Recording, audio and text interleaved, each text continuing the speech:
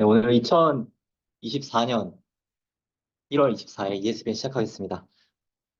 오늘 선교연의 첫 시간인데 이제 조아랑 주님께서 진행해 주시겠습니다. 뉴스는 없어요? 죄송합니다. 있어요. 있는데 제가 준비를 못했어요. 뉴스가 참 많은데. 다음 주에 뉴스 합시다. 우선 청계대 책 자체가 사실 얇기 때문에 이전에 진행했던 책에 비해서 거의 한 3분의 1밖에 되지 않는 그보다 적을 수도 있는 분량이기 때문에 저희가 이번부터는 장수로 세 장씩 진행을 하기로 했습니다. 그래서 오늘도 1장부터 3장까지를 준비를 해왔고요. 사실 내용이 그렇게 많지는 않아서 네.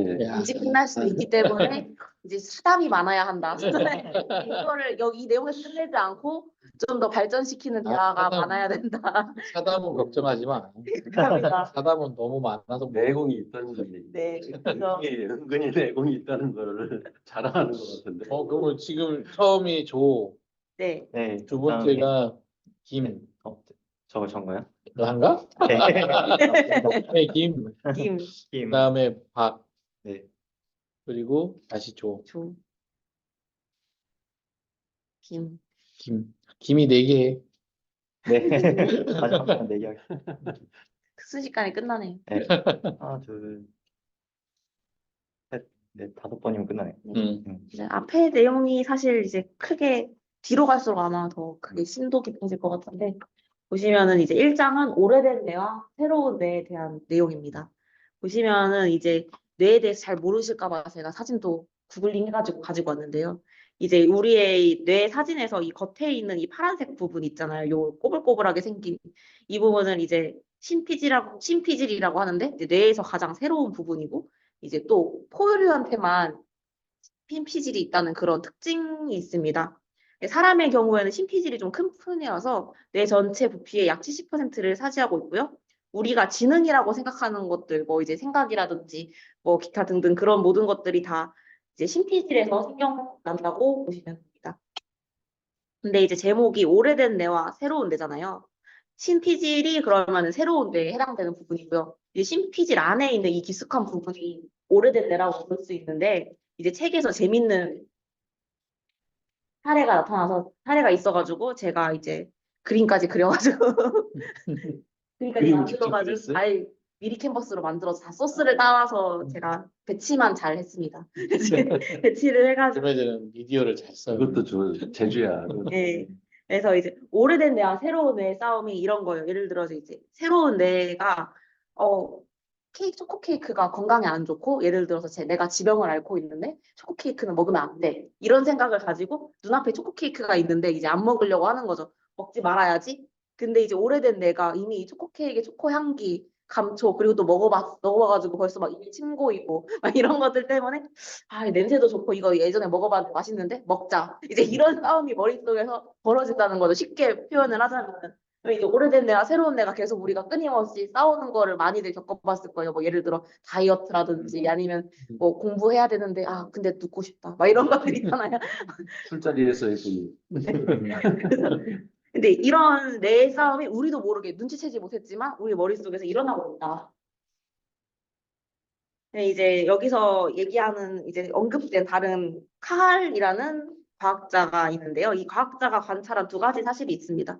보시면 이제 심피질이 신경세포들이 층을 이루어서 배열된 것처럼 보인다. 그리고 이제 심피질의 신경세포가 수십 종류가 있지만 안타깝게도 이제 아쉽게도 오늘날의 과학자는 아직까지 6가지 층으로 분류를 하고 있다. 그리고 이제 신경세포 사이의 연결이 대부분 수직 방향으로 층들 사이에서 일어난다고 하는데 제가 여기 아래 위에 내려오면 사진을 또 찾아왔어요. 이게 이제 6가지 레이어로 일반적으로 구분하는 그건데 이제 실질적으로는 6개는 아니고 수십 가지의 그런 신경세포 층들이 있는데 이게 수직으로 일어난다는 것은 이제 6번 레이어, 5번 레이어 또는 이제 4번과 5번 이런 식으로 이제 수직으로 어떤 작용이 일어난다는 거죠. 일반적인 견해로는 이제 심피질의 지적 회로가 복잡하기 때문에 심피질 도처에서 발견되는 정밀하고 복잡한 신경회로가 각 영역의 특질 파악보다 훨씬 복잡한 일을 하고 있다. 우리가 생각하는 것보다 어쨌든 간에 정리하자면 훨씬 복잡한 신경회로들이 우리 뇌에 존재하고 있다. 그리고 심피질이 어디서나 겉보기에, 육안으로 보기에 모습이 비슷하다.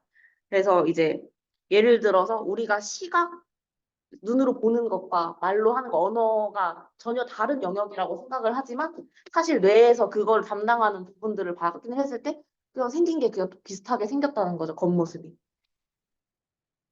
그리고 심피질 영역이 이제 모든 영역 다 움직임이 있고 그 이제 움직임과 관련된 오래된 뇌 부분으로 이제 정보를 보내는 오래된 뇌가 이제 어떻게 보면 행동 동작과 관련된 건데 이제 심피질에서 오래된 뇌로 이제 정보를 보내는 거죠. 초코 케이크 먹지 마. 몸에 안 좋으니까 먹으면 안 돼. 이런 정보를 보내는 거죠. 그래서 이제 심피질 도처에서 발견되는 복잡한 회로가 감각과 운동 과제를 수행하는 것으로 보인다. 이게 이제 의견이었고요. 이제 2장으로 넘어가면은 버넌 마운트 캐슬이라는 다른 이제 과학자가 등장을 합니다. 이 2장 같은 경우에는 이 마운트 캐슬이 주장한 것들에 대한 내용을 다 담고 있는데요. 이분이 어떤 개념을 주장을 하셨냐면 뇌가 이제 신피질과 그 아래 이제 새로운 뇌와 오래된 뇌가 있다고 했잖아요. 그 과정이 뇌가 진화를 이제 걸치는 과정에서 오래된 뇌 위에 새로운 뇌 부분이 추가되면서 점점 커진 거다. 그래서 이제 새로운 부분들이 커져서 이제 70%가 된 거고 이제 오래된 부분이 더 원시적인 행동, 이거 먹어야지, 먹고 싶다, 뭐 하고 싶다, 뭐 이런 것들을 제어하는 반면 새로운 부분은 더 정교한 행동을 만들어낸다는 거죠. 뭐 좀 더 우리가 생각하기에 지능적인 생각들, 안 돼, 이거는 먹으면은 뭐 나의 어떤 부분에 대해서 안 좋다, 뭐 이런 거를 생각할 수 있게 하는 거죠. 그래서 신피질은 작은 것으로 시작한다는 게 이제 뒤에도 나오지만 신피질 자체가 갑자기 이렇게 뿅 생긴 게 아니고 최초의 신피질은 거의 그냥 없는 상태에서 무에서 시작이 됐는데 이거를 이제 완전히 새로운 거 뭐 예를 들어서 언어를 했다 갑자기 수학이 튀어나왔다 코딩이 튀어나왔다 이런 게 아니고 같은 것들을 겉모습이 같기 때문에 이제 복제를 통해서 유사한 것들이 복제가 되어서 반복적으로 복제를 하다 보니까 신피질의 영역이 커졌다. 이것이 이분의 개념입니다. 그리고 그 부분에서 네. 그러니까 언급이 문장이 지금 1번, 2번이 잘 서술이 됐기 때문에 그러니까 상식적으로 우리가 뇌과학 공부하면 그 뇌과학자들 가운데 대표적인 인물들이 있거든. 네. 그 사람들 가운데 이제 그 에델만, 애들 제럴드 에델만이라는 사람이 있어요. 그 사람이 한 얘기를 저 1번, 2번에다 쓴 거야. 저걸 뭐라 그러냐면 진화 신경 신경 다윈이즘이라 그래요. 그러니까 신경 다윈이즘. 다윈의 진화론을 신경 쪽에서 채택한 거지. 그 에델만이라는 학자가 그래서 노벨상을 탔어요.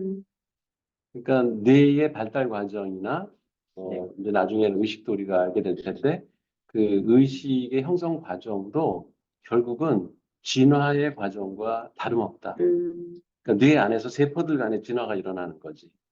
우리가 보통 알고 있는 진화론이라는 거는 생물체가 형성되는 그 변화하는 과정을 갖다 진화론으로 설명을 했잖아요. 네. 그러니까 되게 왜 용불용설 이런 것처럼 선택 필요하면은 그게 채택이 되고 별로 쓸모없는 생명이나 이 종족 번식에 별로 쓸모없는 기능이나 이런 것들은 돌연변이로 생겼다가도 없어지고 계속 좋은 것만 선택하면서 동물들이 이렇게 진화를 했고 그 결과 이제 인간도 태어났다. 이게 이제 일반적인 다윈이즘이잖아.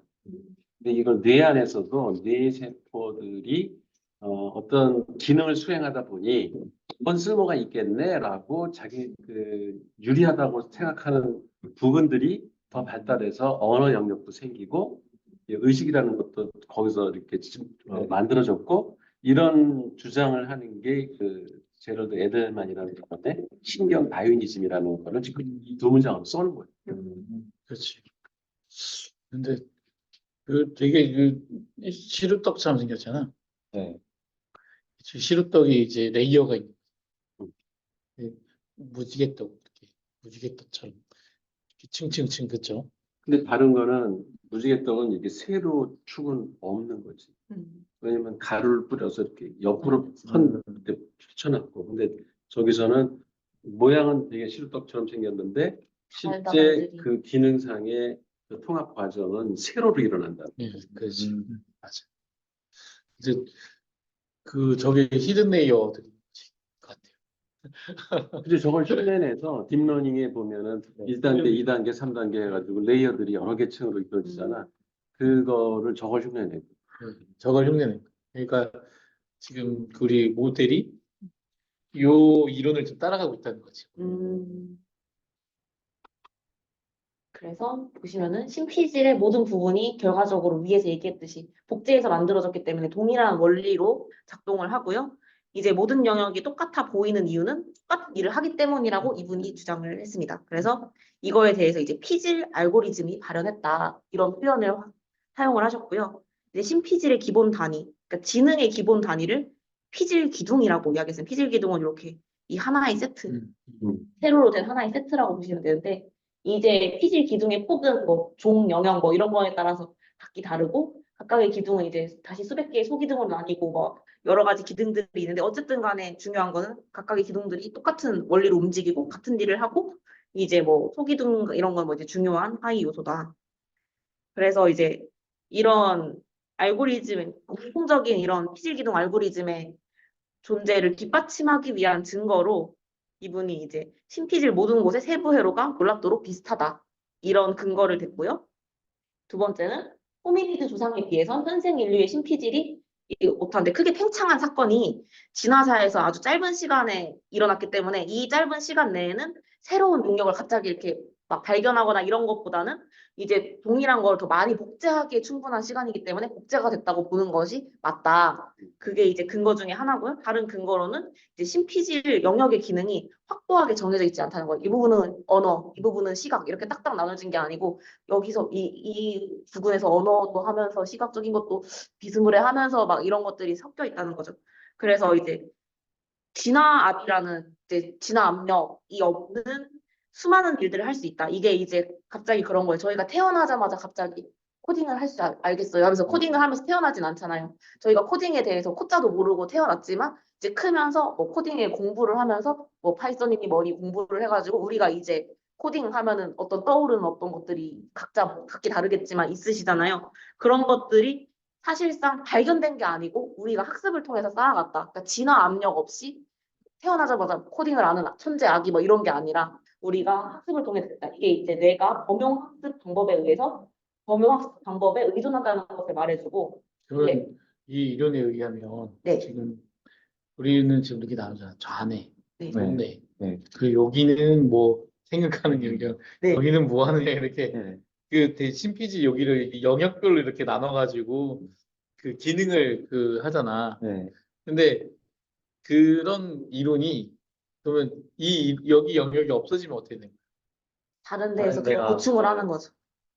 음, 대신해 준. 그게 실제로도 그 사례가 있었어요. 그 어떤 환자가 병원에 입원을 했는데 뇌를 확인해봤더니 뇌에 90%가 비어 있는 거예요. 영국 그냥 네. 물만 차 있는.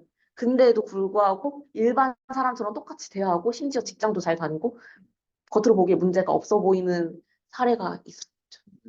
그러면 그러니까 그게 이제 이 떡시로 같은 이런 네. 그 피질 기둥들의 이어지기 다발 네. 이런 것들이 그 같은 구조로 여기가 망가지면 이걸 그대로 복사 옆에서 해준다는 네, 그죠. 예, 네. 그 같은 구조다라는 건 나는 사실 처음에 들었을 때 되게 신기했었어. 근데 그게 아마 노력이 필요할 거예요. 그러니까 갑자기 이제 예를 들어 이쪽이 좀 제 뇌에서 시각적인 부분을 만약에 담당했다면 여기 갑자기 탁 맞아서 다 손상이 되면은 일시적으로 시각 능력을 잠깐 상실을 하는데 이걸 제가 다시 복원을 해야 될 거잖아요. 그럼 이제 노력을 해가지고 여기서 이 능력을 할 수 있게 막 그런 학습 과정이 필요하다고 들었어요. 갑자기 짠 되는 게 아니고. 맞아. 상당히 많이 걸려. 예. 재활 운동을 엄청 많이 해야지. 근데 이게 지금 어디 그 사람들 사이에 있으니 이런 얘기들을 다 하나 같이? 아니면 여기서 들은 얘기야? 기사에서 좀 기사에서 있고 그런 얘기들이 많이 진짜? 있어요. 예. 네, 기사나 아니면 세상 이런 일 이런 아, 그런 세상에 이런 일이 뭐 이런 진짜 식의 세상에 이런 아니, 이런 식의 장애에서 왜냐면 나는 사실 그런 뇌과 관련된 얘기를 들은 적이 없었거든. 아, 그러니까 되게 신기하고 되게 나는 그랬었는데 이거 이미 다 알고 있는 내용 같아요. 그런가 이제 요즘은 다 이제 다 알고 사나? 네, 저도 이제 한물 간 건가요? 교수님은 계속 새로우신데 나는 계속 일신 하고 있으니까. 그래서 우리가 이제 어떤 것이라도 학습할 수 있는 코딩을 몰랐지만 배울 수 있는 그런 능력이 이제 뇌가 보편적인 이런 원리에 따라 작용해야지만 가능하기 때문에 어쨌든 이런 공부 알고리즘이 존재할 것이다. 그런 그래서 개념을 이제 그 진화압이라는 표현이 나오잖아요. 네. 진화에 대한 압력, 진화로 그 사람들이 왜 인류가 발전해 나온 그 진화해 나온 과정을 보여주는 그림 있죠. 네. 네. 그 이렇게 유인원부터 네, 네, 시작해가지고 이렇게 허리를 펴고 이제 네. 12번을 해가지고 전생기까지 네. 그림이 쫙 있는 거. 그게 사람들한테 상당히 많은 그 혼란을 일으킨다는 거, 음, 오해를. 음, 마치 진화압에 의해서 그렇게 된 거죠.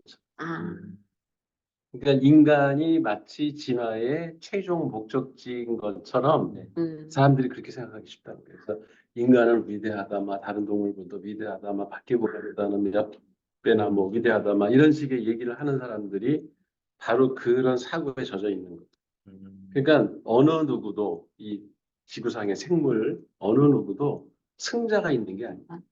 그냥 자기 환경에서 살기 좋은 모양으로 자연스럽게 이렇게 발달을 해오거나 그 방향으로 간 것뿐이지 조류보다 인간이 우수하다고 얘기하면 안 돼요. 그건 전형적으로 인간 중심적인 사고인 거지. 왜냐면 걔들이 더 해피하게 인생을 마칠 수도 있어요. 어.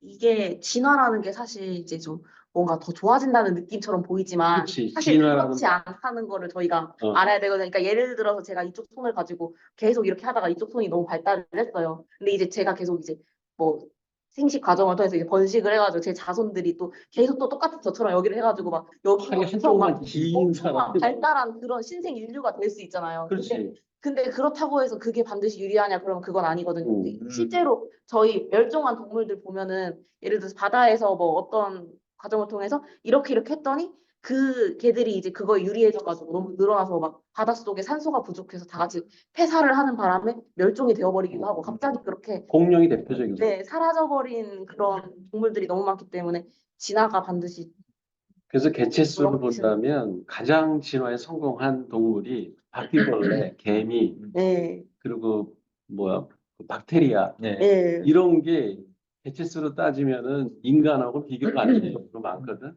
그리고 어디에서나 다 살아. 맞아요. 응?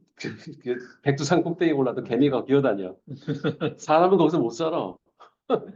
그러니까 그게 환경 적응 능력이 훨씬 뛰어난 거지. 그래서 그렇게 동일선상에서 봐야지 인간이라고 해가지고 우리가 진화의 최종 목적지인 것처럼 생각하는 것. 그래서 진화가 어떤 정해진 방향이 있어서 그쪽으로 가야 되는 압력을 행사하는 듯한 그 느낌을 갖거나 하는 거는 좀 잘못된 사고다. 과학적 사고가 아닌 거지. 그렇죠. 그런 부분을 또 경계하면서 보면 좋을 것 같아요. 이제 바로 또 3장으로 넘어갑니다. 굉장히 빠르게 넘어가는데요. 이제 3장 제목은 우리 머릿속의 세계 모형이라는 제목으로 시작이 됩니다.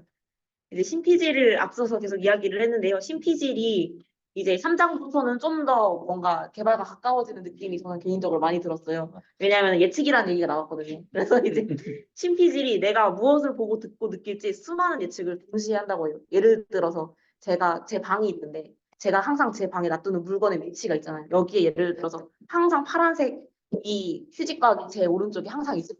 그럼 이제 있는데 어느 날 갑자기 엄마가 지금 휴지각을 갖다 놔가지고 분홍색이 되어 있어요. 그러면 딱 오자마자 뭐야 이거 왜 분홍색이 됐지 하고 바로 이제 인지를 하는 거죠. 나는 휴지각을 별로 신경 쓰지 않았지만 뭐 하려고 앉았는데 뭐지 분홍색이었나 원래 이렇게 보게 되는 것처럼 이제 원래 이게 파란색일 것이라고 당연히 파란색이겠지 하고 예측을 했는데 분홍색이 되니까 제가 달라진 걸 느꼈잖아요. 그런 식으로 우리가 이제 의도하지 않아도 계속 수많은 예측을 하면서 신피질이 계속 예측을 한다는 거고요. 이제 신피질은 뭐 낮은 차원의 감각 특질과 높은 차원의 개념을 막론하고 모든 감각 양상에서 나타났고요. 그 보고 듣고 느끼고 맛보고 모든 것이 다 나타났고 신피질의 모든 부분 따라서 저희가 지능이라고 했던 그 피질 기둥 모두가 예측을 한다는 거예요. 그래서 뭐 뜨거울 거라고 생각하고 먹었는데 차가우면 당황한다든지 그런 것들처럼.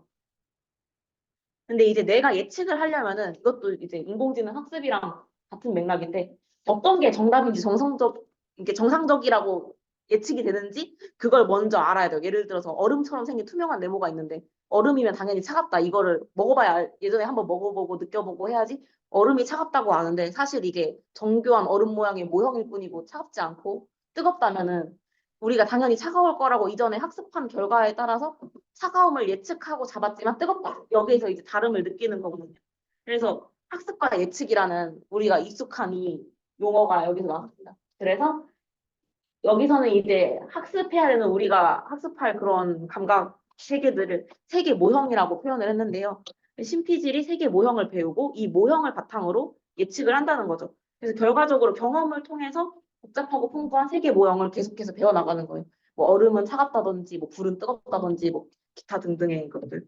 그래서 이제 뇌에 입력되는 정보가 늘 변할 수밖에 없는 게 세계가 계속 변해요. 제가 아까 말했던 것처럼 여기에 파란색 휴지값을 줬지만 나도 모르게 누가 빨간색 휴지값을 줄 수도 있고 아니면 한 자리에 계속 서 있었는데 비가 왔다가 눈이 왔다가 밤이 됐다가 낮이 됐다가 계속 변화가 오는 거고 또 제가 걸어 다니고 만지고 움직일 수 있기 때문에 계속 모든 감각들이 지금 이 시간에도 제가 말하면서도 계속 들려오는 거죠.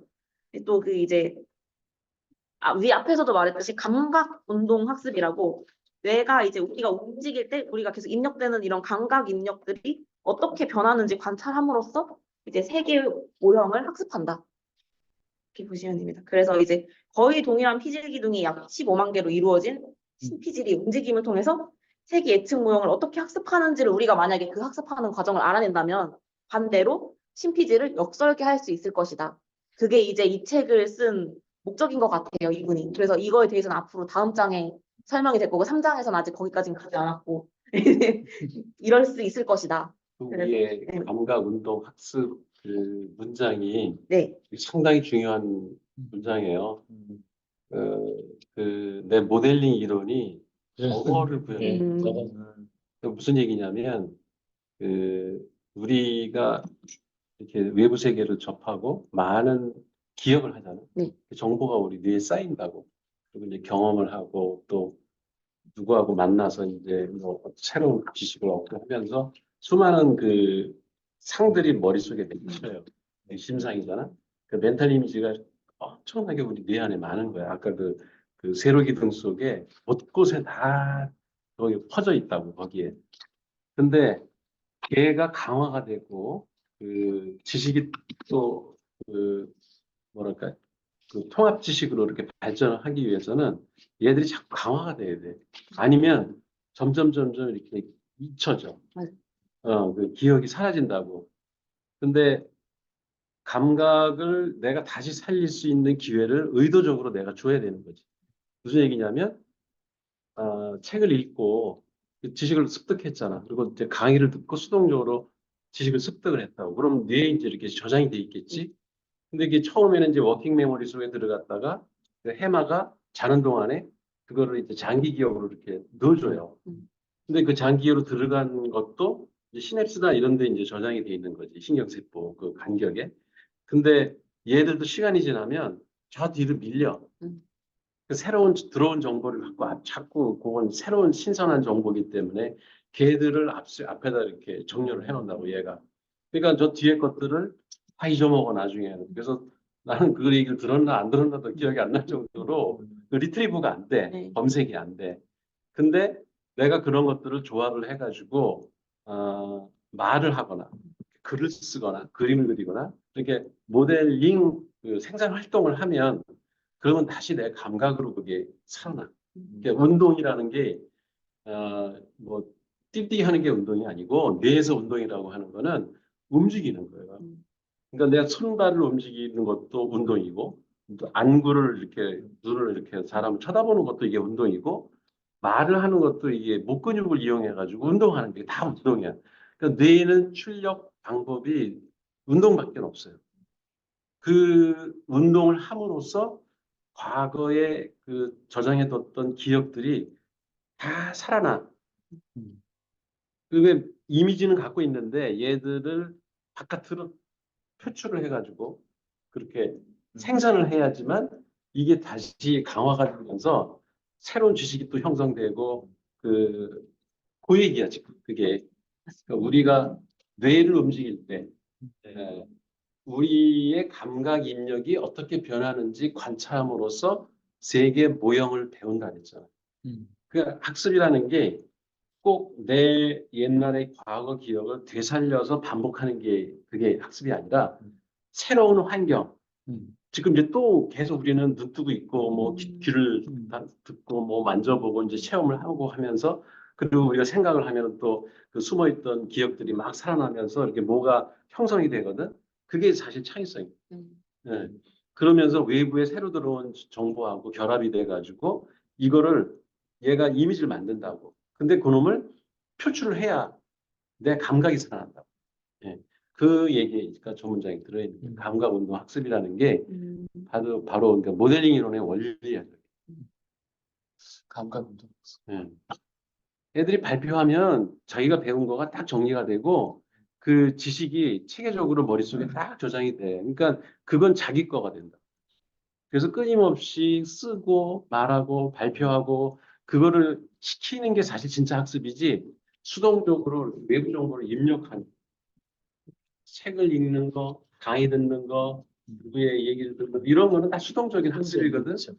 근데 그거는 별로 학습에 큰 도움이 안 되는 거예요. 말을 해야 되니까. 그래서 제가 사범대 다닐 때까지만 해도 이제 그 직접 교수 학습에서 이제 거꾸로 학습이라든지 뭐 프로젝트 학습이라든지 PBL이라든지 결과적으로 이게 뭐냐면은 어쨌든 이론을 배우긴 해야 돼요. 이거 책을 읽는 과정이라든지 그치? 교과서를 읽긴 해야 되는데 그걸 학교에서 읽지 말자는 거죠. 학교에서 그거 읽게 가르쳐 주면은 애들이 그거를 아 쌤이 얘기하는구나 이렇게 듣고 알겠어 해놓고 뒤로 가서 까먹거든요. 근데 이제 집에서 숙제처럼 이거를 가지고 오늘의 1화 분량 1장부터 3장까지 뭐 1000개들을 읽어오세요 하고 이제 읽어온 다음에 여기서 그 읽어온 거 한번 발표해보자 뭐 해보자 이 문제에 대해서 답변을 해보자 하면은 뭐였더라 1장에 그런 내용이 나왔던데 하면서 이렇게 생각을 하면서 내 걸로 만들 수 있게 하는 맞아. 혹시 그래. 자기 입으로 한번 발화하면 그건 상당히 오래 기억에 남아. 맞지.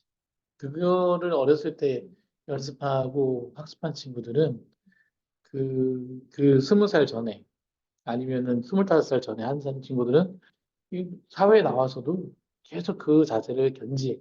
거기 그 신비가 뭐냐면 그 고미숙 씨가 쓴 책 가운데 호모 콩푸스라는 책이 있어요. 근데 그 원리가 뭐냐면 내가 발화를 하잖아, 네. 모델링을 하잖아. 네. 그러면은 쾌감이 있어. 음. 우리 뇌는 보상을 해줘. 도파민이 분비가 돼 뇌에서. 그래서 학생들이 이렇게 뭘 배운 걸 가지고 자기가 종합 정리를 해서 발표를 했는데 좋은 반응을 얻거나 사람들이 막 박수 쳐주고 그러면은 상당히 기분이 좋아. 그러니까 수동적으로 책 읽고 뭐 많이 알았으니까 기분 좋잖아. 그런 도파민하고 비교가 안 될 정도로 자기가 발화했을 때 얻는 보상은 훨씬 커. 그렇지. 그러니까 그때부터는 그 맛을 아는 사람은 이제 막 떠들기 시작하는 거야. 계속 저는 아. 이거 알아요? 이거 알아요? 막 이래가지고 아니, 막 생산을 하려고 난리를 치는 거예요. 나도 이 자문회의 가서 네. 재밌다니까. 쾌감이 있잖아. 다른 관점에서 얘기했을 때, 네.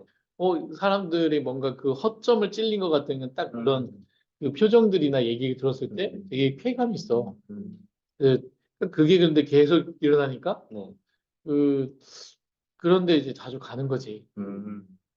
그 부분이 또 이제 강화가 이게 돼가지고 뇌의학에서도 그거를 보상회로가 작동하기 시작했다고 그래. 그렇지. 그게 이제 우리 보면은 다시 이렇게 피드백 해주잖아. 네. 그 AI 그 모델에서도 네네. 다시 그 앞으로 피드백 해주는 네. 그런 거하고 같은 거지.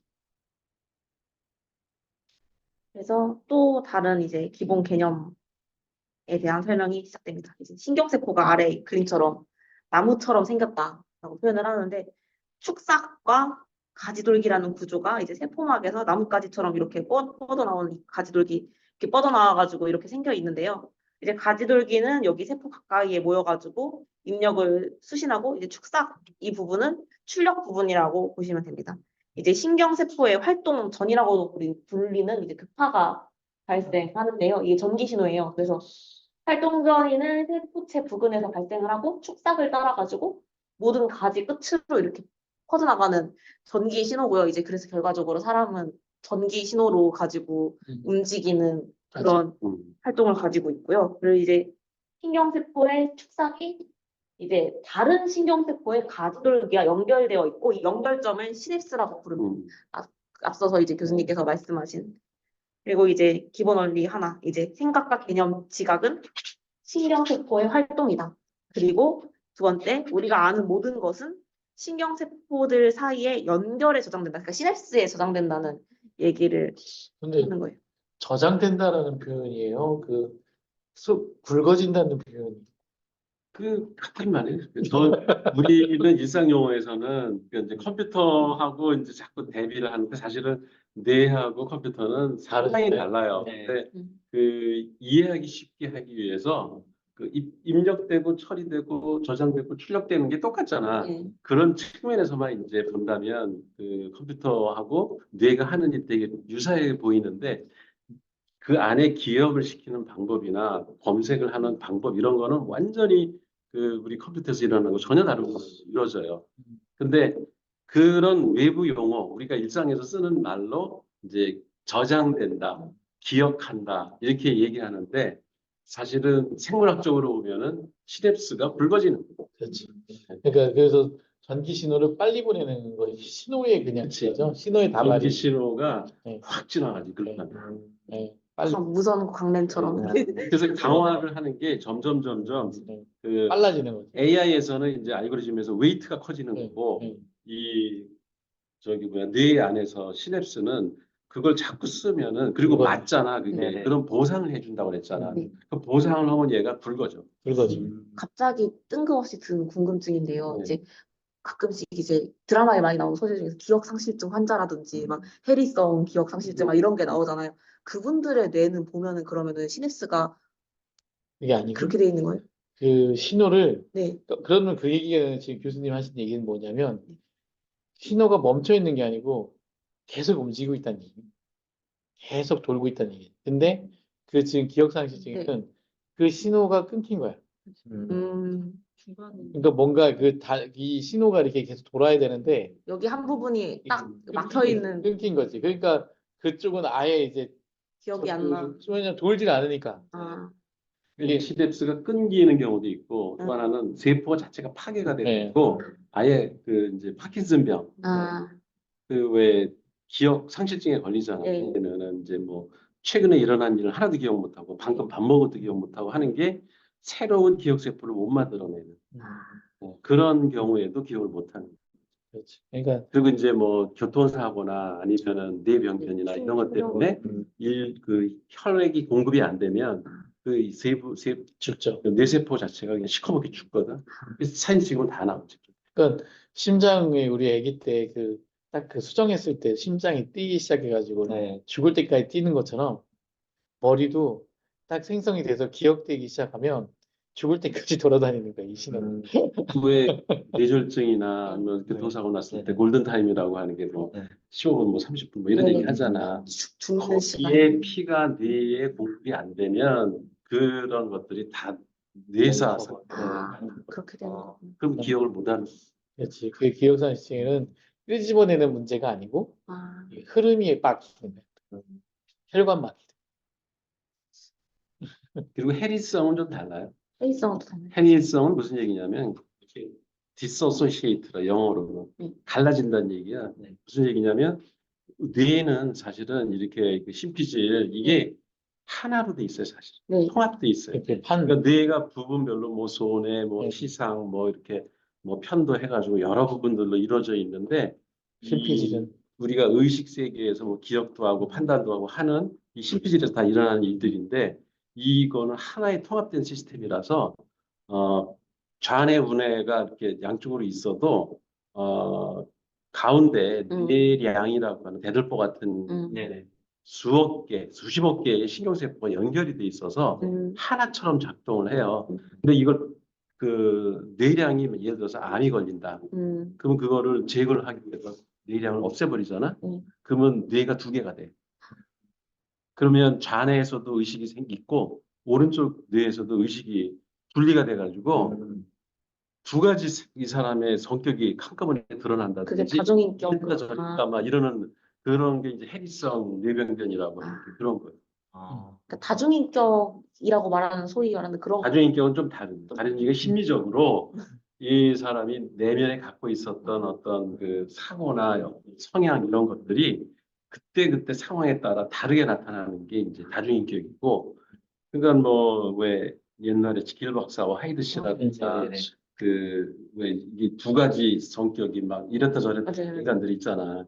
그런 사람들은 성격상, 심리상 그러는 거지 뇌 생물 구조상 그런 게 아닌 거지. 아, 이제 이런 해리성이나 이런 거는 뇌 병변 때문에 암이 걸린다거나 뇌세포 어디가 문제가 생겼을 때 그 교통사고나 어디가 파괴가 됐을 때 그걸 놔두면은 이게 확산이 되니까 거기를 제거하고 뇌가 분리됐을 때 생기는 현상이에요.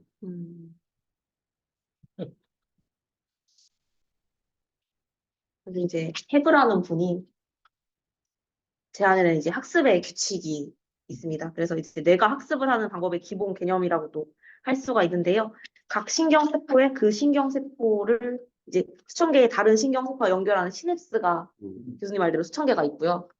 이것들이 이제 동시에 이제 싹 되면은 이게 세포 사이 연결이 이렇게 강화가 되는 거죠. 이게 예를 들어서 이것과 이것이 이제 맞아 이거랑 이거랑 연결할 수 있잖아 뭐 이런 식으로 생각을 딱 하게 되면은 이게 강화가 되는, 예전에 초반에 한번 영상을 보여주셨잖아요. 네네. 시네스가 이렇게 연결되는 그 영상을 제가 못 찾아가지고 지금 이 수업을 네. 시작하기 전과 지금 상태가 뇌가 벌써 많이 달라졌어요. 그죠? 이제 시막스가 네. 연결되고 있어. 네. 그래서 이제 우리가 뭔가를 배울 때 이 연결이 이렇게 강화가 되는 거고 까먹으면 이게 약해지다가 이제 뭐 교수님 말대로 끊어지기도 하고 그런 식으로 현상이 일어납니다. 이 부분까지 준비했습니다.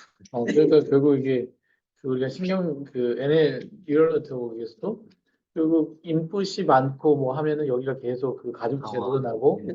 근데 가중치가 늘어나는 방법이 뭐냐면 밑으로 뒤로 다 갔다가 얘가 빠져라고 신호를 주면 얘가 다시 이걸 프로퍼 그렇게 해가지고 다시 여기 Propagation. 프로페이션에서 요 앞에 가중치에다가 플러스를 해줘. 그러니까 그 보상이 지금 아까 시냅스에다가 불길을 높여주는 거하고 같은 원리입니다. 네. 그래서 요 원리가 이게 없으면 사실 요게 없으면 그 뉴럴 네트워크가 작동을 안 하죠. 근데 옛날 그 퍼셉트론 네, 얘가 이게 없었던 거 알고 있어요. 요건 있었는데 이게 없어가지고 피드백 과정이. 피드백 과정이 없으니까 그러다 보니 이제 이거를 이번에 그 사실 뉴럴 네트워크의 혁명은 요 뒤에 이렇게 가중치 올려주는 거. 요 피드백이 되게 큰 발견이었죠. 이게 그러니까 내가 공부하는 게 용어들에 익숙해져야 되는데 잘 구분해서 써야 돼. 그 피드백이라는 거하고 프로파게이션. 아니 여기에 리엔트리라는 게 있어. 리엔트리. 뇌에서의 우리가 일상 시스템이나 조직에서 뭐 피드백을 해준다 막 이런 얘기 네. 하잖아. 그 이제 시스템 이론에서 나온 건데 피드백하고 리엔트리가 달라요. 대먹이면 똑같아. 한국말로 해석하면 대먹이거든. 네. 이 출력으로 나갔던 게 다시 돌아오는 게 피드백이기도 하고 리엔트리이기도 해. 근데 그 차이가 뭐냐면 피드백은 처음에 정답이 있어. 계획한 게 있고 근데 그거에 어긋나는가를 체크해서 그거에 어긋난 거. 그러니까 뭐 자동차를 이렇게 설계해가지고 이미 만들기로 했어. 근데 그 타이어가 뻥크가 났다든가 아니면 브레이크가 잘 안 된다든가 이런 불량품이 있으면은 그걸 원래 설계도에 맞나 틀리나 비교해가지고 이건 불량으로 판정을 해가지고 다시 거꾸로 갖고 와서 그 수정을 해가지고 내보내. 이게 피드백이에요. 그러니까 우리 회사에서도 어떤 조직상의 피드백이라고 하는 게 내가 이미 얘는 이렇게 일을 해서 결과물을 나한테 갖고 와야 돼라고 일을 지시를 했어. 근데 이게 숙제 해오듯이 리포트를 작성해가지고 결과물을 갖고 왔는데 보니까 내가 의도한 거하고 달라. 그러면은 야 이건 이렇게 고쳐. 이게 피드백이야. 근데 리엔트리는 뭐냐면 그런 게 없어요. 정해놓은 게 없어요. 미리 정해놓은 정답이라는 게 없기 때문에 설계도도 없고 그냥 결과를 이쪽에다가 다시 앞에다가 던져주는 거야. 음. 그럼 그거를 받을지 안 받을지, 그거를 웨이트를 줄지 안 줄지는 또 그 상황에서 다시 결정해가지고 얘가 시냅스를 강화하든지 아니면 무시하고 잃어버리든지 이러는 게 리엔트리라서 그 조금 구분을 해야 돼요. 그러니까 뇌에서는 피드백은 피드백. 없어요. 피드백이 아니고. 없다라고 그래야 돼요. 피드백이라는 용어를 간헐 안 써요. 음. 리엔트리라고 하지. 그러면은 그 정답이 없다고 하셨는데 다시 그럼 리엔트리 돼서 앞으로 돌아왔을 때 이것을 어떻게 수정할지에 대한 결정이나 이런 것 그거는 의식이라고 하는 놈이 참 의식 설명하기 네네 힘든 네. 의식이 얘가 그때마다 아. 새롭게 결정하는 거예요. 아. 아까 이제 기억 메커니즘도 다르다고 하는 게 네네 뇌는 컴퓨터는 내가 이거는 파란색 볼펜이야라고 파란색 볼펜이라는 문자로 써가지고 기억을 시키면 그대로 저장이 되잖아요. 네네 그러면 이거는 수백 년 후에 검색을 해도 이 볼펜은 파란색이야라고 그대로 나와요. 근데 우리 뇌는 그런 게 한 번도 없어. 기억할 때도 상황을 기억하는 거예요. 시냅스 여기저기에 아까 이렇게 기둥들이 많잖아. 네네네 그러면 이게 볼펜을 우리가 보고 이건 파란색 이렇게 이제 느꼈잖아. 네. 내가 말을 했잖아요. 그러면 내가 말을 하면은 이제 파란색이라고 하는 그 기억 시냅스는 조금 더 두꺼워져. 음.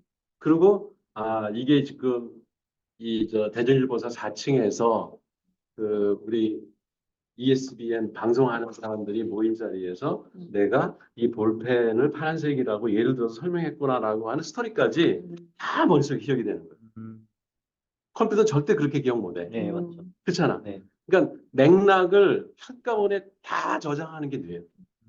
이게 너무 신기한 거지. 그러니까. 그치. 그래서 이 볼펜을 한 10년 후에 딱 봤을 때 갑자기 우리 이렇게 앉아서 있는 모습이 떠오르는 거예요. 그치. 연결이.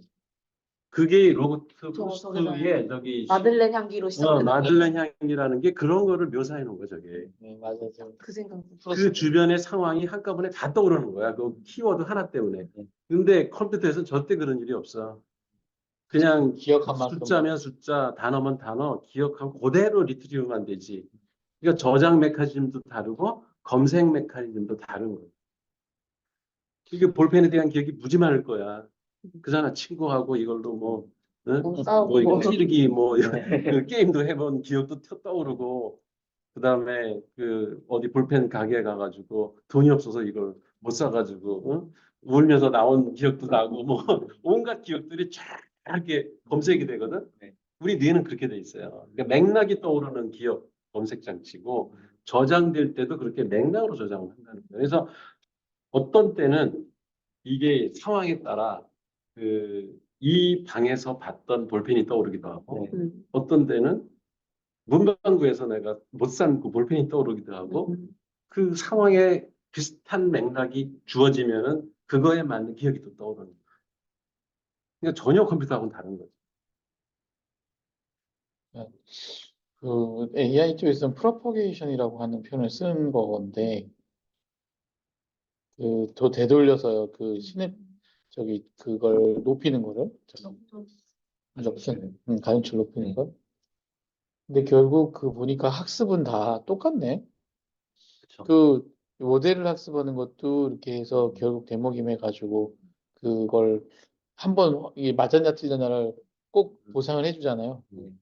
그것처럼 우리가 지금 일하는 방식도 일도 사실 학습의 영역인데 일도 결국은 누군가 잘했다 이렇게 하면 된다라고 하는 피드백이 없으면 결국 그 배우지 못하는 거예요 일을. 이 원리가 같은 거예요. 누군가 맞아요. 계속 누군가 이렇게 되돌려주는 일을 해줘야지만 되는 거가 피드백이 되게 중요한 거지. 네, 그러니까.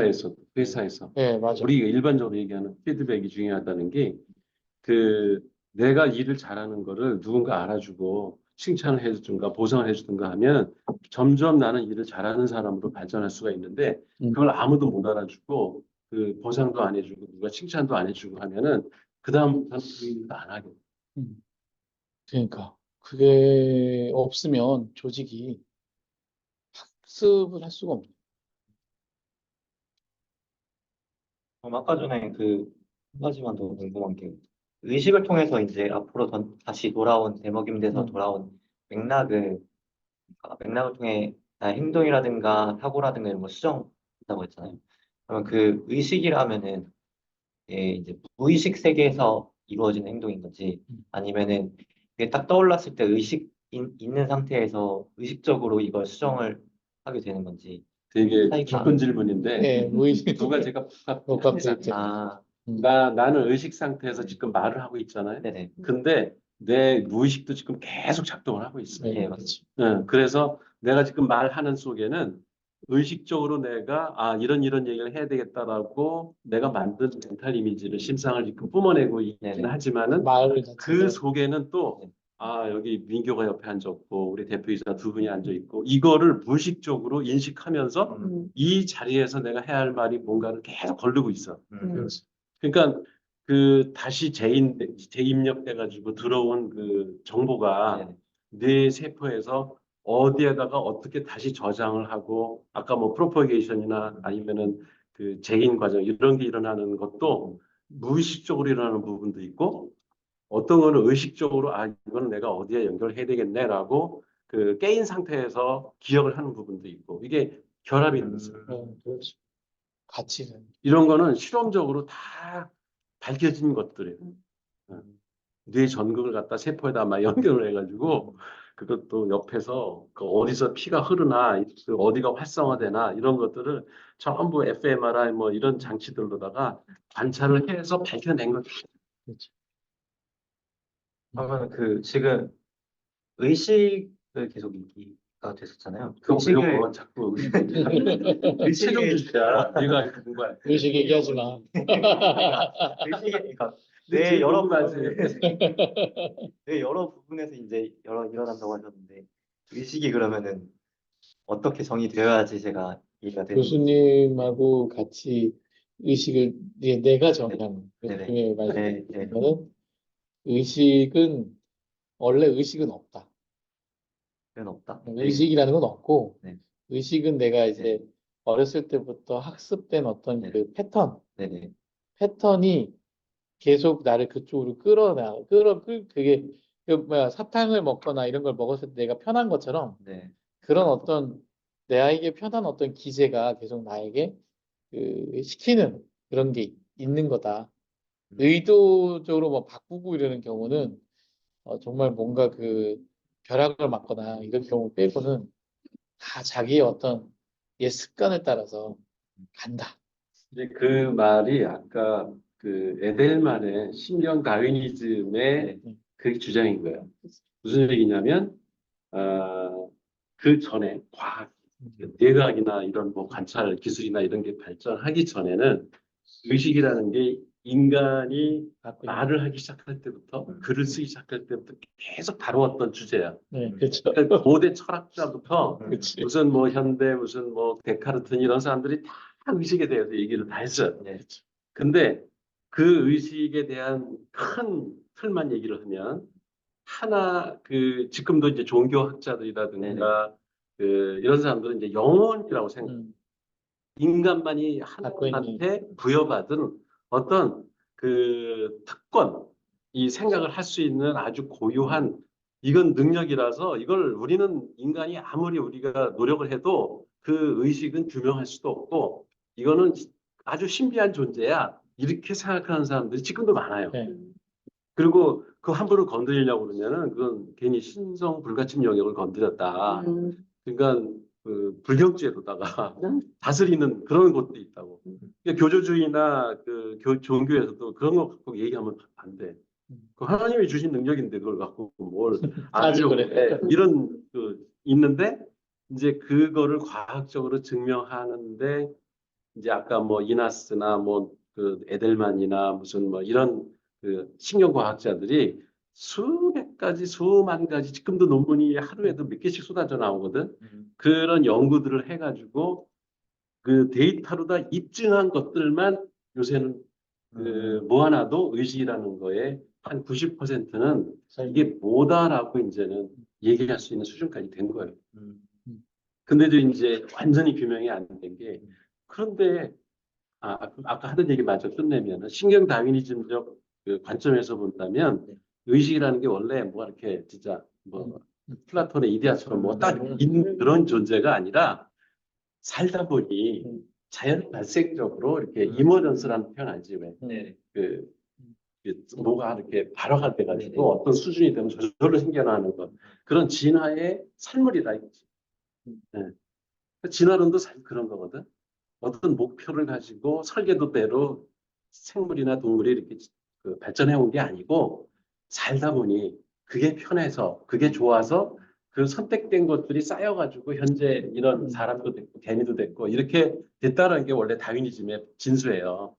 그러니까 뭐 좋아 발전되고 그런 게 아니야. 그렇죠. 그게 좋아서 그냥 선택된 것뿐이야. 그런 것들이 축적돼서 진화의 결과가 일어났다. 그러니까 결과적인 게 진화론의 설명인 것이지 그걸 가지고 앞으로 얘는 어떻게 변할 거야라고 예측할 수 뭐 없다. 어쩔 수 없는 거죠.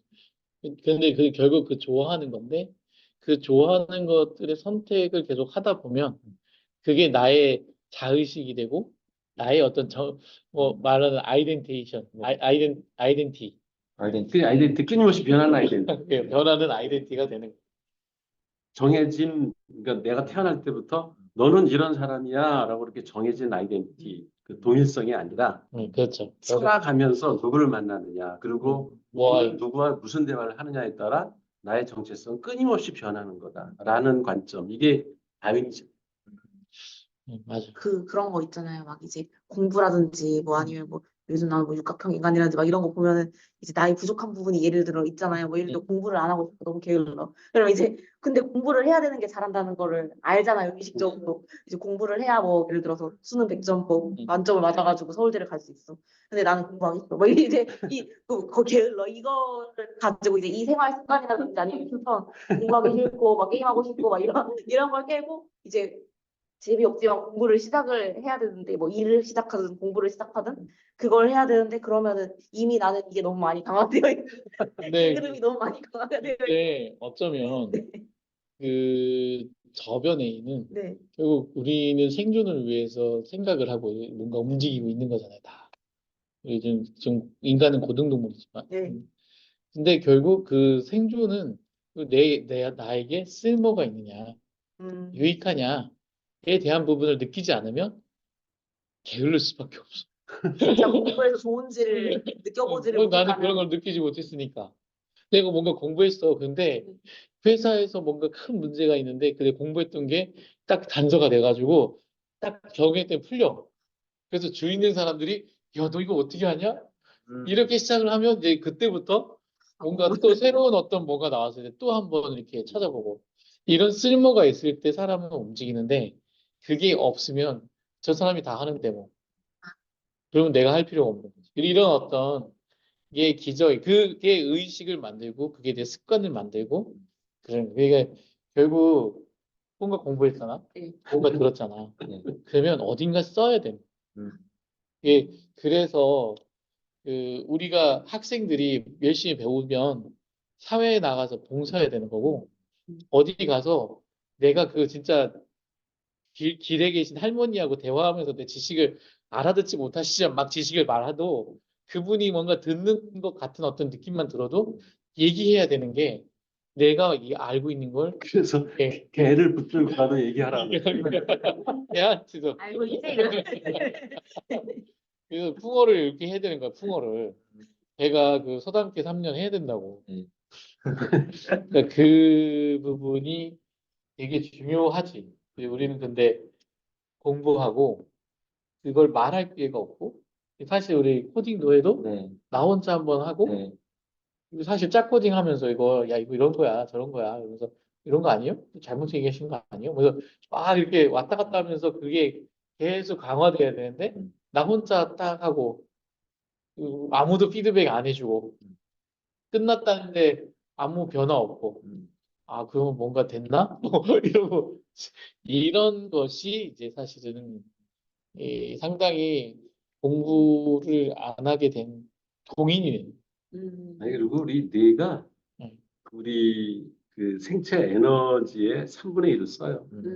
우리가 숨 쉬잖아. 그럼 산소의 거의 25%가 뇌가 다 소비해버려. 그리고 그 피도 뇌로 제일 많이 가. 거의 3분의 1이 뇌에서 다 소비를 해버려.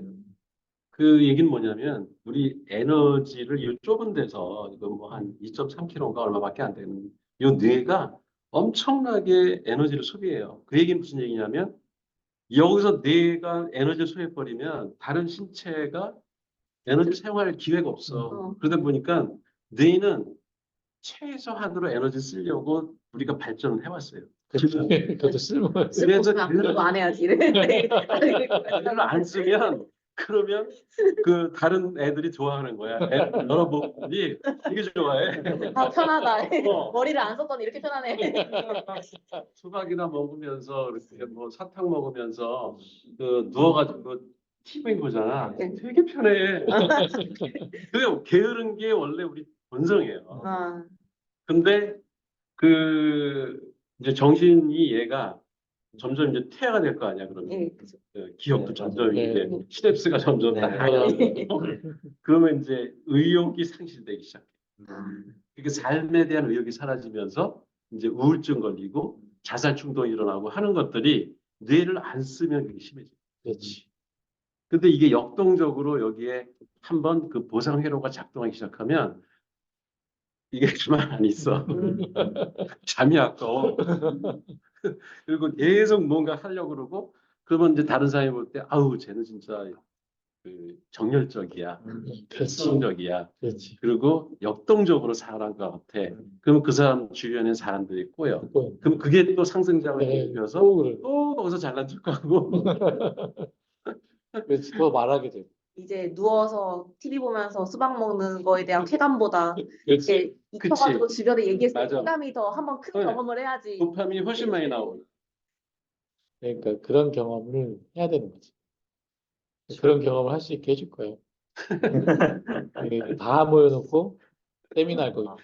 그럼 이제 처음에는 아 누워 있고 싶다, 수박 먹고 싶다 이러다가 이제 자기 얘기 1시간씩 해봐. 아, 자기 얘기, 자기 그 하는 거 1시간씩, 네. 아니 2시간씩 얘기하게 할 거니까. 그러니까 살면서 누구를 만나느냐가 되게 중요한 거야. 어떤 사람을 만나면 계속 그 사람하고 대화하고 이야기하고 싶고 막 이런 네. 그 맞아요. 욕망이 생기거든. 그러면 서로 자극이 되는 거야. 맞아요. 그런데 이게 계속 한 얘기 대하고 뭐 옛날에 나 때는 말이야 예, 그치. 그 반복하는 사람들 있잖아. 왜 어렸을 때 그 기억나. 맞아. 이제 되게 동창회가 뭐 그러잖아. 할 수 재밌어. 있으면 그런 자리는 네. 그냥 시간만 때우고 나오고 싶지 오래 있고 싶지 않아. 맞아. 나도 재미없어. 옛날에. 어쩔 수 없이 맞춰들이지. 그 모임도 그렇잖아요. 예, 그 맞아요. 김사 뭐 이런 사람들도 옛날 얘기만 계속 반복하면서 맞아요. 그, 뻔한 얘기만 이렇게 거기서 뱅뱅 돌면은 이거 언제 끝나나 이거 빨리 끝내고 싶어. 예, 맞아요. 근데 아까 우리 심사할 때 그 학생들하고 이야기를 막 주고받으니까 신나가지고 시간 가는 줄도 모르고 원래 4시 전에 끝내기로 했는데 4시가 넘도록 계속 떠들고 있었던 거예요. 그래서 오늘 늦게 이게 상승작용이거든. 그런 게. 그런 지적 교류가 활발해지면은 조직도 다이내믹해지고 그렇지. 사람의 삶도 역동적이고 늙을 새도 없어. 훈계의 내가 되게 많은 인사이트를 주네. 그치? 첫 시간부터 아주 너무 재밌어요. 엄청나. 앞으로. 얘기가 앞으로 나올 얘기가 재밌어. 예. 네. 고작 4장밖에 안 되는데 발표 다 그림밖에 없어요. 심지어 4장밖에 안 되는데 1시간을 채웠어요. 얘기는 이거에 한 10배 넘는 아, 얘기를 했어요. 아니, 이거 우리 아, 예. 슈퍼 원이 아니라 1장을 한 거예요? 1장, 2장, 3장을 아니 생각해봐. 우리 교수님하고 나 우리 얼마나 많은 얘기 네. 했겠어요. 이걸 이제 뭐그 늘 뭐야 밤새 건 좀 어렵고 네, 그- 앞으로 3시간은 더 얘기할 수 있어요. 이 얘기만 갖고. 아, 탄생이 아니라 이거고 예. 그 뇌의식의 우주가 이게 에델만이 쓴 책이 네트론이라는 사람이라 네. 그 뇌과학의 실험 결과들 최근 뇌과학의 어떤 그 기법들 이런 것들을 활용해 가지고 규명된 얘기만 여기다 종합해 놓은 거고 아, 그거를 실험을 해 가지고 그 사례 이런 것들 써놓은 게 뇌의식의 탄생이라는 책이에요. 이 책은 어차피 여기 우리 이제 책장에 내가 읽고 나면 꽂힐 거니까 와서 다 뭐 이거 찍어야지 이거. 요 책을 이런 이제 우리 요런 책을 알아서 갖고 요 책은 여기 찍고 같이 다 읽으면 좋잖아요. 그래서 하여튼 내가 한 7, 8권 봤는데 이 책만 보면 돼. 일단 거기 다른 얘기들은 다 이외에 이렇게 파생된 얘기들이라서 여기에 다 있어. 같은 이게 얘기가 의식에 관한 얘기. 이게 의식이라는 이게 얘기. 의식. 예, 이거 가장 다음에 궁금해하는 의식의 끝판왕, 아, 거의 끝판왕. 거의 급한. 의식이. 이거 읽고 난 다음에 저걸 딱 읽으면 그러면 아니 거기 보니까 일단 그림들이 있네 여기. 아까 이렇게 딱 여니까 용부조하고 똑같은 그림이 있네. 아, 시네 뭐 그러니까 시루떡. 난 시루떡이라는 표현을 이렇게 무지개떡. 무지개떡. 그래가지고 이렇게 네. 예, 레이어 그 대신 이게 또 사각형 이제 네. 무지개떡. 이렇게 이렇게 갈라놓은, 부분이. 잘라놓은. 네. 그 무슨 뭐지 어디 거기 데스티나비스 보면 네. 무지개 그 네. 케이크인데 네. 다 갈라져 있잖아 이렇게 네. 네. 기둥으로. 그- 무지개 기둥. 네. 저게 펼치면 얼마 정도 된다고 그랬죠? 요 책상만 한다고 그랬죠? 엄청 넓어요. 요 책상만 그 정도 될 거예요. 네, 요 책상만 하고 두께가 한 몇 센치라고 했지? 한 15? 15cm? 15cm예요? 아, 두께가요? 두께가? 여기 나와 있어. 거기 아니, 있어, 하여튼. 펼- 여기 있어. 1.5cm 아니에요? 아, 이렇게 얇게 예, 이게 펼치면. 두께까지는 가지가 있어. 기억을 못 이게 하겠는데. 피지. 쫙 다리로 달아서 납작하게 만들면 커다란 냅킨만 하고 두께는 냅킨의 2배 정도, 약 2.5mm. 2.5mm. 되겠지 않네.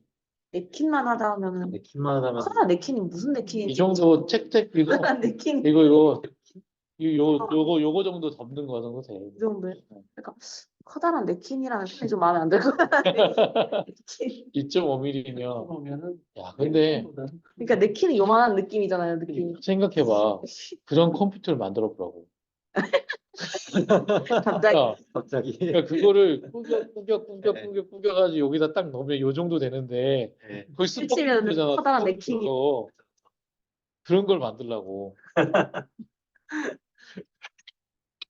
지금은 택도 없지.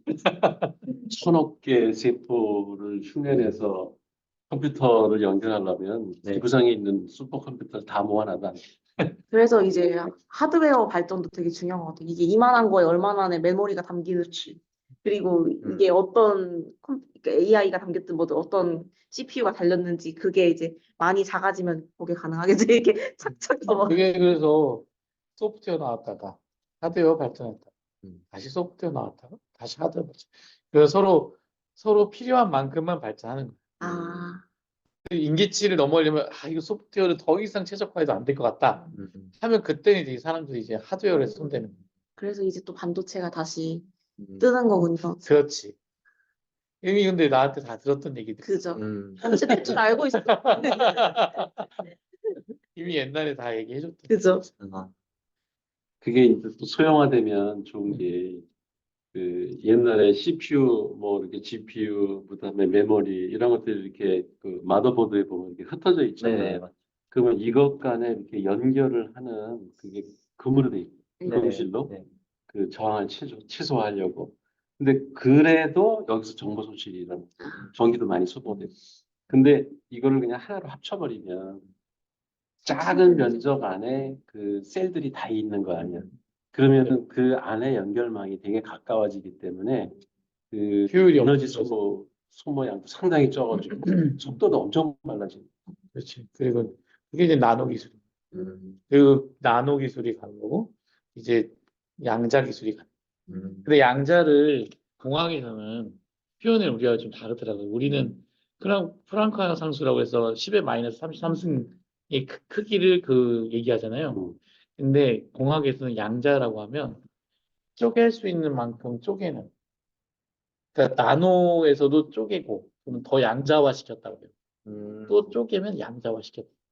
이런 식으로 표현할 거예요. 양자를 이렇게 지금 거보다 더 작게. 음. 그러니까 물리적 양자라는 게 있고 예. 그다음에 이론적 양자라는 게 있지. 네. 그러니까 플랑크 상수는 이론적 양자의 크기를 얘기합니다. 아직도 같이 하는 네. 사람은 없어. 어쨌든 존재는 하지만 양을 갖고 있는 것. 근데 그게 얼마나 작은지는 우리가 상상이 10의 마이너스 33, 43세인가 하여튼 33승이요. 그러니까 근데 이제 물리적으로는 실제 우리가 뭐 힉스 입자라든가 이렇게 맞아, 보존이라든가 물리적으로 나노. 핵을 잘라가지고 고속으로다가 막 전기장을 일으켜가지고 가서 팡 부딪히면 이게 갈라지면 나오는 그 입자가 있거든. 그게 물리적 입자예요. 거기까지 지금 플랑크 상수만큼은 못 가 있는 거지. 못 가 있는 거지. 기술이. 그러니까 물리적으로는 계속 그거를 입자 가속기 같은 걸 만들어 갖고 계속 쪼개 나가려고 지금 네, 노력을 하는 쪼개는 그럼 그 안에 뭐가 있을까 궁금해서. 네, 쪼개고 그걸 또 그 하나의 거기다 뭔가를 심어 정보를 심어가지고 저장하면 나노보다 더 작고 더 작고 더 작으면은 아까 얘기했듯이 그 기능이 아주 작은데 구현이 되니까 에너지 효율도 좋고 가볍고 그러잖아. 그런 것들을 구현해. 그렇지. 작으면 작을수록 그것 간의 그 의사소통이 되게 시간이 짧아지고 많고 그 데이터 양도 저장할 수 있는 양이 엄청 많아지는 거예요. 상상이 안 가잖아. 요새 무슨 그 뭐야 USB도 보니까 512기가 뭐 네. 테라로 막 나오네. 네. 그러니까 이게 기술 발전이라는 게 진짜 엄청나. 상상을 초월해. 네. 예전에는 막 플로피 디스켓에 30메가바이트 자, 무슨 플로피 디스크에서 2.5메가. 있잖아요. 아니 그리고 아니 플로피는 그건 하드디스크 플로피고 이거는 1.5메가. 1. 무슨 메가야? 메가. 314K, 네, 맞아. 340K짜리 5인치 플로피 디스크가 맞아. 그리고 이제 그게 메가로 간 게 맞아. 조그만 플로피 디스크. 맞아. 그러다 이제 하드 디스크가 넘어가면서 기가 다니는 에이, 거예요. 1.44 뭐. 이거 디스크 맞아, 2.44가 그거 조그만 3.5인치 디스크가 그거예요. 디스크 그거 진짜 맛이 있었는데 이렇게 딱 하면 꼭 네. 칩 같잖아, 칩. 네. 나는 자기 테이프 있지 왜. 녹음 테이블로 저장 장치를 쓰던 그 뭐야 그 무슨 컴퓨터 삼보 네. 프라이젠 컴퓨터부터 만지기 시작했어. 플로피 본적 있어요? 네. 아, 있어요? 저희는 아직 그 세대입니다. 아, 네. 저 아직도 생각나요. 이거는 네, 네. 네모난 거 그거 알록달록한 네네. 뭐였지? 선생님한테 선물로 이렇게 맞아. 받았거든요. 받고 그 다음에 USB가 나왔어. 그래서 이 쓸모가 없어진 거예요. USB가 4기가 USB가 2기가 4기가. 아니 그래서 뭐 옛날에 그 애니 그 뭐지 앞에 이렇게 나오는 그 어반게리온 보면 아, 이렇게 네. 영상 음악하고 같이 나오는 거 네. 있어요. 그거 하나 보려면 요만한 플로피 10개를 가져와서 하나씩 넣어요. 그러면 A0, A1, A2, A3 네. 해가지고 A10 하면 거기서 압축 풀기 하면 딱 용량 제한인 걸요. 아, 그래서 막 이거 지우고 막 해서 한 다음에 또 하면 메모리가 걸려. 그러면 들어가서 네. 뭐 노 메모리 해가지고 메모리 최대한 확보한 다음에 딱 돌려서 그 디스플레이 이게 플레이가 딱 됐을 때 그 기금 아, 그러니까 세상을 다 얻어. 그 고등학교 1학년인가 그냥 까만 디스크 아니에요? 아니 요만한 플로피를 그 형이 나한테 맨날 그걸 줬어. 아, 이거 가서 봐. 그러면 그거 한 몇 분 되지도 않아요. 1, 2분밖에 안 돼. 아. 근데 그거 보려고 10개 넣어가지고 그거보다 더 심한 거는 그 왜 5.4인치 이거 큰 네네. 디스크가 이게 이제 340K거든. 네. 이거 가지고 워드를 내가 프로그램을 돌렸었어. 그때 워드 프로세서를 맞아. 해서 네. 10장이야, 10장. 네. 그 세트가 10장인데 처음에 이제 1번 디스크 넣고 이제 워드 띄워. 네. 그래가지고 무슨 그 예를 들어 그래픽을 한다. 그러면은 그 플로피를 갈아 끼우세요라고 이제 있어. 3번 디스크 넣고 뭐 작업하다가 저장하고 그리고 데이터를 얘가 가지고 있어. 그 램에다가 가지고 있다가 그 저장하세요. 그러면 얼른 또 원래 디스크 빼고 거기다가 메모리 디스크를 넣어가지고 저장하고 맞아. 다시 또 4번 디스크 넣어가지고 아이고 진짜 그러다가 10메가바이트짜리 하드 디스크를 IBM XT 컴퓨터 샀거든. 네. 와, 그 플로피 디스크 그 340K짜리 30장분이 들어간대. 아, 10메가가. 네. 그렇잖아. 네. 340에 30장이잖아. 그거를 딱 켜니까는 이게 10장을 갖다가 계속 그 뺐다 꼈다 하면서 거기다 다 저장을 해놓고 워드 프로그램이 하나로 이제 통합이 됐잖아. 네. 그때. 세상을 다 얻는. 맞아요. 하여튼 그런 네. 시대지. 이상 컴퓨터 역사를 다 그냥 경험을 했어. 네, 이것으로 1월 24일 ESBN 마치도록 하겠습니다. 감사합니다. 네. 오늘 대신 물어봐 드립니다. 오늘은 없습니다. 진짜